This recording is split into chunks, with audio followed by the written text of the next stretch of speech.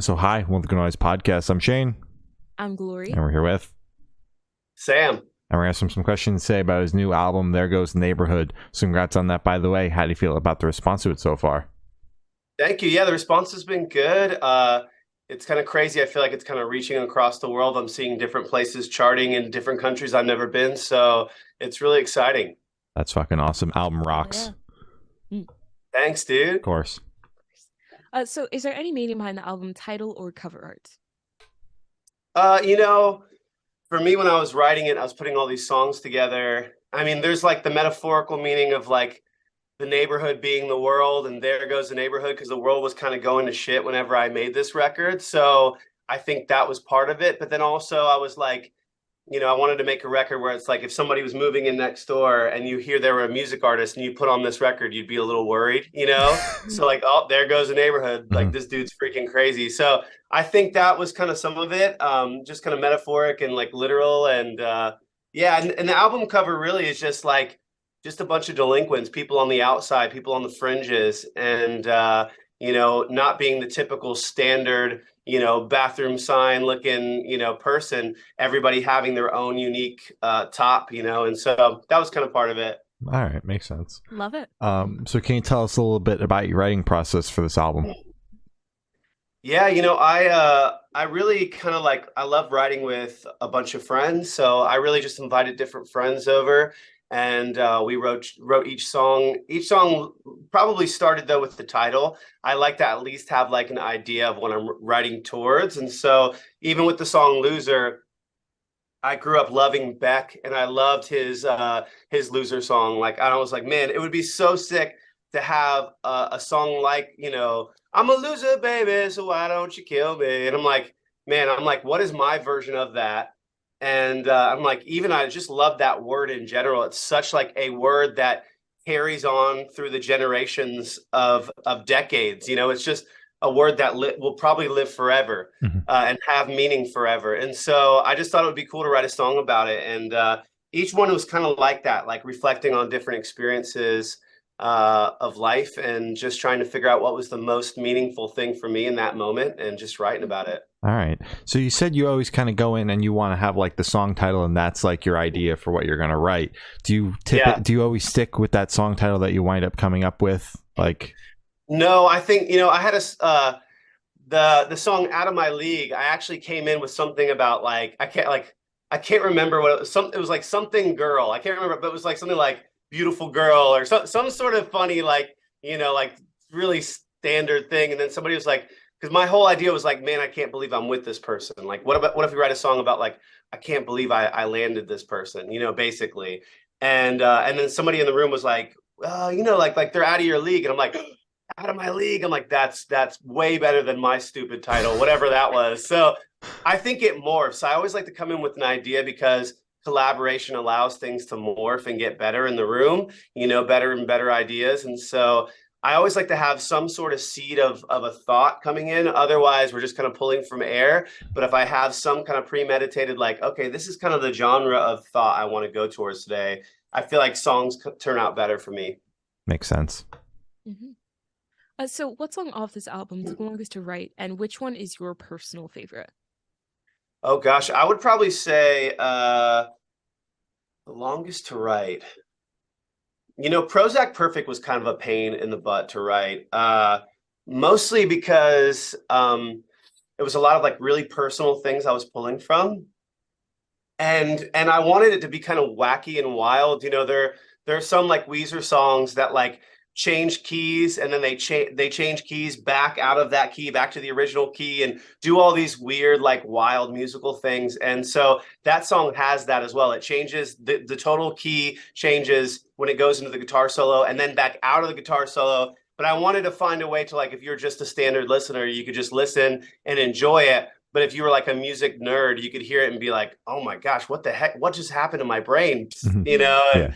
And then along with that, that kind of like unhinging feeling of like when you change a key in a song, sometimes it can feel glorious, like you're rising up into something, but then sometimes it can feel kind of like uncomfortable and, disconcerting. And so like I wanted that kind of feeling with Prozac Perfect because it fit the kind of unhinging feeling of that song. So that one had a lot of thought into it, whether it was the guitar solos and the key changes or the really wild lyrics, throughout.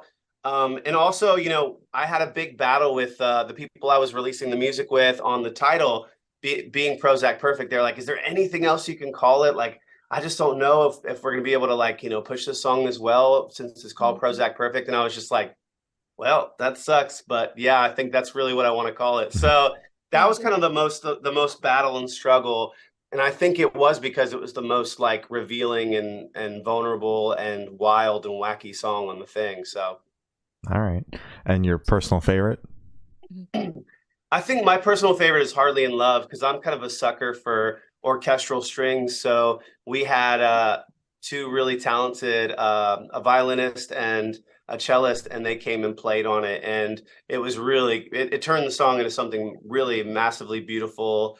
And the song just it's cool because it's like kind of a reflection on me wishing I had these really mature and deeper thoughts to say to older relationships that maybe I wasn't really as respectful or as kind and as that I wish I would have been. So it's kind of a song to those relationships in the past, which is kind of a fun thing that I've never done before, that perspective, but also just kind of creating this lush sonic bed of strings and all that was really fun to do.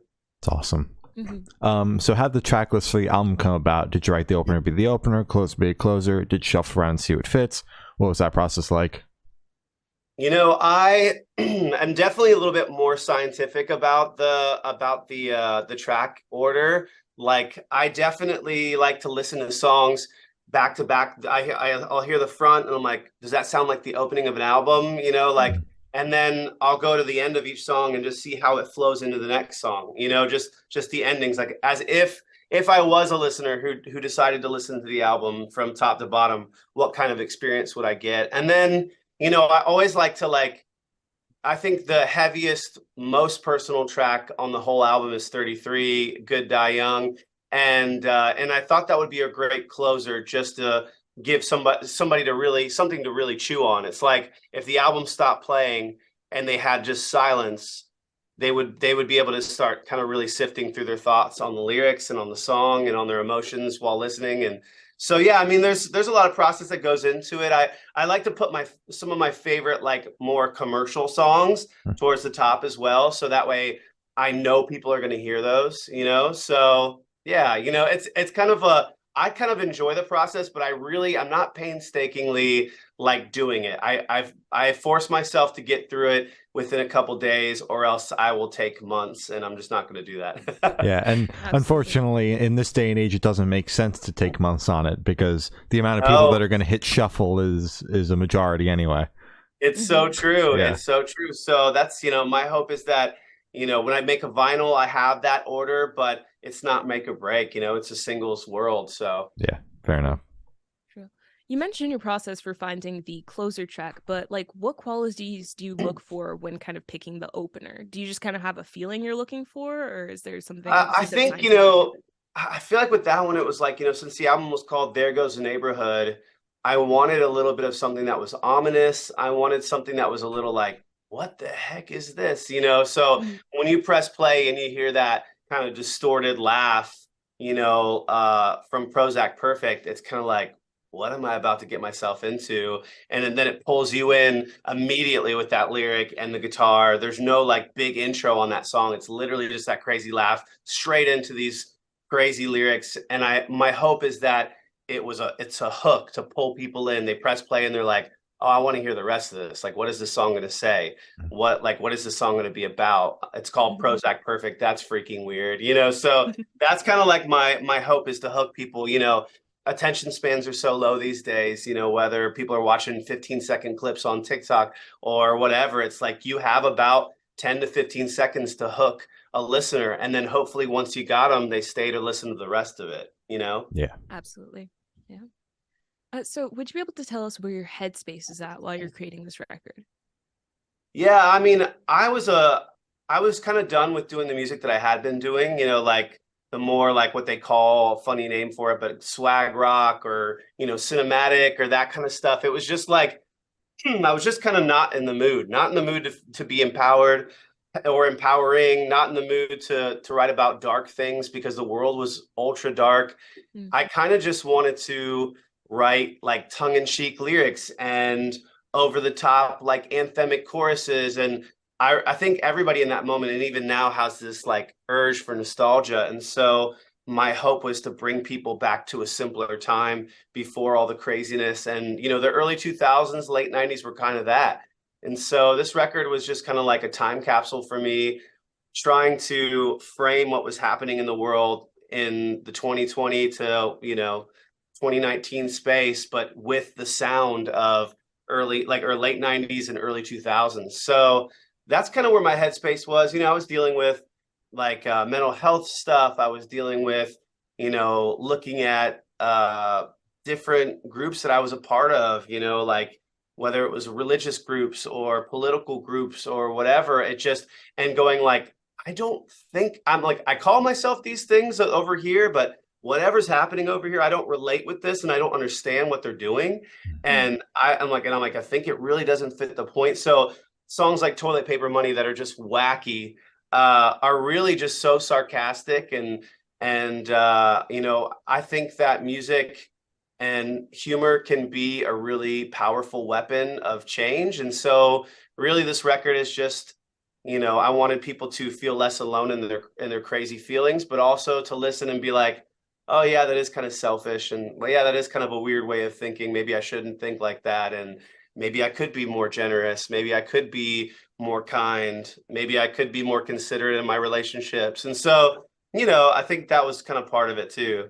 Absolutely. So you're talking about like this sound change for you. You went from like the cinematic to this more like this kind of like upbeat, nostalgic kind of pop. And was there any sort of like anxiety going into that?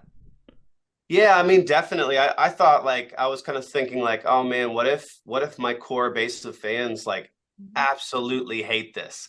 I really had thoughts of like, do I even put this out under my name? There were talks inside of my team like, do we create a new band? Do we create a new moniker that would fit under? And I was just kind of like, if it fails, I think I would always wonder, what if I put it out under my name with my platform and the fans that I already have? And also, I felt like it was a little like, do I not trust my fans to come along on the ride with me? Like these people have been with me through many, many years of music and changes and all that. Like, why do I think this is any different? So I just decided against it. I was like, let's give it the best shot possible. Let's put it out to my core fan base. I'll lose some people and some of them will say probably really nasty things, but I might gain some new fans who really enjoy it.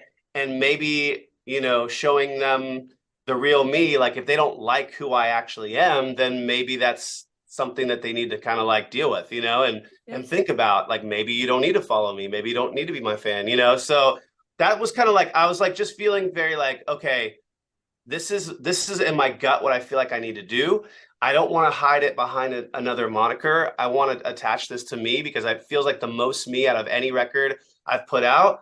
So it was a real risk though. I mean, there was a lot of like trepidation and like a little bit of nervousness going into it, like thinking like, what if everybody freaking hates this and it's an absolute dumpster fire? But I am glad to say that I don't think that's the case, and people were really, you know, into it. But yeah, it's always weird and nerve-wracking trying to change a standard formulaic model. It's like if I put out the songs I've always been putting out, I knew they would like it and they'd probably stream it and I would stay exactly the same. But what's cool is things have really grown since I've released this record, and it's a lot more fun to play these songs live. So yeah. Oh yeah. That's good. All right. And we have the same point that we told Rory Rodriguez when we spoke to Dayseeker, where it's like the older fans, when they listen to it, they're like, oh, I don't like this era, I don't like this album. The old shit is there. It's still there for you to be able to stream and listen to. So you don't only have to listen to the new stuff if you do have those fans that are sticking out like, oh, I don't like this new era. Like, okay, whatever, just go listen to the older stuff. It's so fine. True. Yeah, it's online. If you want it, go find it. And I'm like, I guarantee there are 4 or 5 other songs that I've released like the one you like that you probably haven't heard yet. Like, exactly. Go dive into everything. And, you know, it's like, who knows what collaborations will come up, like with artists I have this year that might touch on some of the past vibes. That most likely will happen. But this album was not to be defiled. This was exactly how I wanted it to be.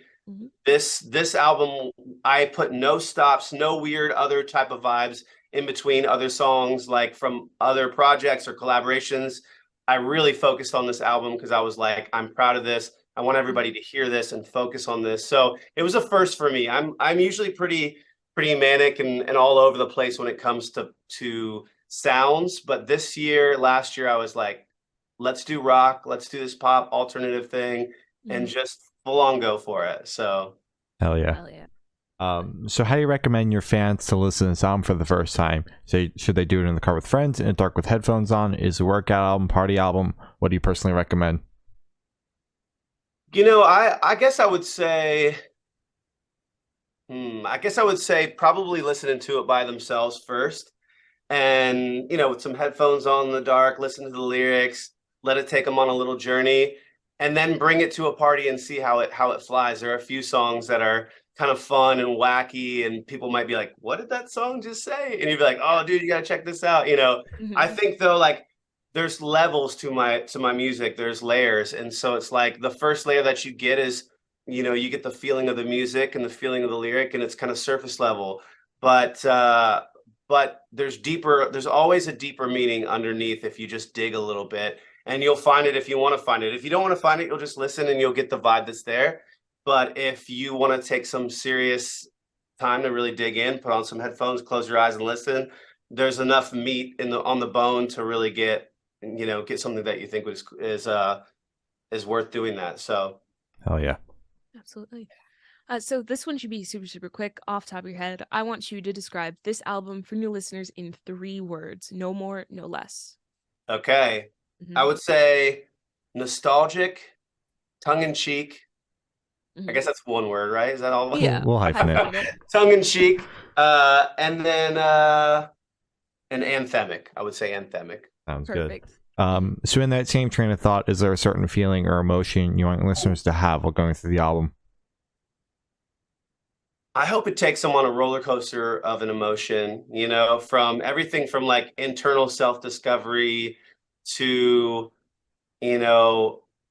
just more compassion from outside, inside looking out to the world, to maybe just, just fun feelings, and like feeling thankful for the love that they have, for the friends that they have.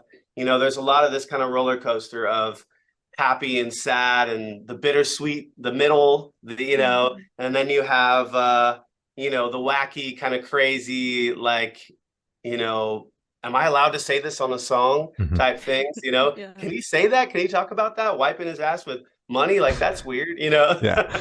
So, all that. All right. Perfect. So can you talk about any particularly challenging or standout moments from the creation of the album, positive or negative? There was one point where I was trying to figure out how to finish this song called Spaced Out. It just didn't quite feel right. We were doing different mixes over and over again. I was adding more parts, taking away parts, and I just couldn't crack the code on why it didn't quite feel done. And then someone had the idea of adding a feature, and so we added Nick Wheeler from All American Rejects, and he added these guitar parts that just transformed the song to feel done. And finally, it was almost like he was the key that just fit in the hole, turned it. It was like, there it is. Oh my gosh, finally, like, this is it. This is the finished product. So I think that was kind of annoying because it took months of mixing and stopping and going, guys, I don't know. I need to stop and I'll come back in a second and we'll come back to this one, to finally getting those tracks from Nick and feeling like, okay, wow, this is what we've been waiting for. So yeah, I mean, it's a frustrating process, but in the end, to get it to where it is now, it feels like an ultra special song, and I'm really thankful that Nick was on it. And so, yeah, that was probably the most difficult song on part of the album. All right. What kind of like made you keep coming back to that song, since like you were struggling to crack it? I don't know. It's like me and my wife, before we were married, we broke up for a week before we got engaged, kind of thing. Uh and I think that this when they approached me with just like this chorus of the song, there was just a little hook of the song, like, you know, I know you need a little space right now, but I'm spaced out. And I was like, oh, that I vibe with that. I relate with that. And so there was something about, and when I helped rewrite the chorus and added little bits to other things, I was like, man, this song is part of my story, and part of my story that needs to be told on this album. So I've just got to figure out how the heck to make it sound great, So, it's a very like it's a very hooky, repetitive song. And so the things that get hard with hooky and repetitive is that sometimes it can just feel like flatline. It doesn't feel like it's elevating as the song progresses, and it doesn't feel like why would I keep listening to this song, And so I had to give people reasons and little gold nuggets along the track that are evolving to keep you listening to it and keep you going like, oh, that's a cool part. Oh, that's a new part. As the melody and lyrics were staying pretty much similar across the song. So yeah, I mean, I think it just felt like part of my story that had to be told. So I was like, dang it, I gotta finish this freaking thing. Fair enough. All right. So for this question, I want you to picture you're on tour, you're at a gas station for a rest stop. What is your snack of choice? Oh gosh, I mean, it's always peach rings. You know what I'm talking about? Those freaking gummy, like sugary peach rings are so bad for your teeth. They're so bad for your life, but they're so good. That and the Star Mix, the Haribo Star Mix. Have you guys ever had that? No, I haven't. So they've got in the Star Mix, they've got the snakes from Haribo. They've got the little gummy bears. They've got what else? Oh, they have the little Coke bottle ones. They have all the different gummies. And it's just like so good. You get it and you can't help but eat the entire thing. So that sounds awesome. Yeah. Next time you go on a road trip, I would recommend the Star Mix. It really is amazing. It's intergalactic. So on the topic of food, if your project was a dish, what dish would your project be and why? Oh gosh. I feel like the project would be probably would be an everything bagel with a little bit of cream cheese, because you take one bite and you're just getting a mouthful of all these different flavors, and it's got a slight little layer of cheesiness to it. So, but everybody needs an everything bagel with cream cheese every once in a while. So my hope is that it's filling, that it's satisfying, and that you get more than you bargain for when you take a bite. Hell yeah. All right. Absolutely. So for the last couple questions, we're going to shift completely away from music and go straight to death row. Boom. So if you're on death row, what would your last meal be with drink? Oh, dang. My last meal would probably be pepperoni pizza with a Coca-Cola icy. All right. Oh, nice. Damn, an icy. Okay, we haven't had that one in a while. That's good. Yeah, you got to. When I go to the movies, like that's always the thing that's staring me in the face. They got these icy machines in the back, and I'm like, I'll have a large icy, please. Awesome. So if you could live in one fictional world for a week, where would you live? Oh gosh. I mean, one fictional world. I would say I really love the movie Tron. I would probably live in Tron. Tron is so cool. Like that whole science fiction vibe and the outfits and the crazy, the different programs that are people, like it's pretty cool. Oh yeah. Good pick. So I have on investing the last question, and every single person that we've spoken to have said that it is the most important question. What's your favorite color? I mean, people will say this is not a color, but black is my favorite color because it is all the colors combined, There you go. Well, you sold it pretty well. Thank you. I'll let you have it. So as I said, that's all the questions we have today. Is there anything that you would like to plug? No, I guess I would just say, if you're watching this, go listen to the new album, and it's anywhere you stream music. And if you can't find my last name because it's impossible to spell, just type in Sam, Play with Fire, and you'll find everything that you want to find from me, Instagram, all that stuff. So, hell yeah. All right. Well, thank you for now. It's been Sam Tinnesz, and we have been the Good Noise Podcast.